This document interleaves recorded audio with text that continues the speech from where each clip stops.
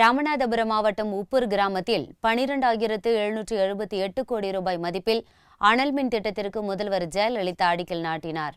சென்னை தலைமைச் செயலகத்தில் கடந்த சனிக்கிழமையன்று முதல்வர் ஜெயலலிதா காணொலி காட்சி மூலம் பல்வேறு திட்டங்களை துவக்கி வைத்தார். அப்போது ராமநாதபுரம் மாவட்டம் உப்பூர் கிராமத்தில் 12,778 கோடி ரூபாய் மதிப்பில் நிறுவப்பட உள்ள நிலக்கரியில் இயங்கும் தலா 800 மெகாவாட் மின் உற்பத்தி செய்யும் 2 யூனிட் அனல் மின் திட்டத்திற்கு அடிக்கல் நாட்டினார். மேலும் இந்த அனல் மின் திட்டத்தை செயல்படுத்திட கொதிகலன் மற்றும் அதனை சார்ந்த பொதுவியல் பணிகளுக்காக 5,580 கோடி ரூபாய் ஒப்பந்த ஆணையினை பாரத மிகுமின் நிறுவனத்தின் தலைவர் மற்றும் மேலாண்மை இயக்குநர் அதுல் சோப்தியிடம் முதல்வர் வழங்கினார். அத்துடன் தமிழகத்தின் 12 மாவட்டங்களில் 424 கோடியே 4,94,000 ரூபாய் மதிப்பீட்டில் நிறுவப்பட்டுள்ள 13 துணை மின் நிலையங்களையும் முதல்வர் ஜெயலலிதா திறந்து வைத்தார்.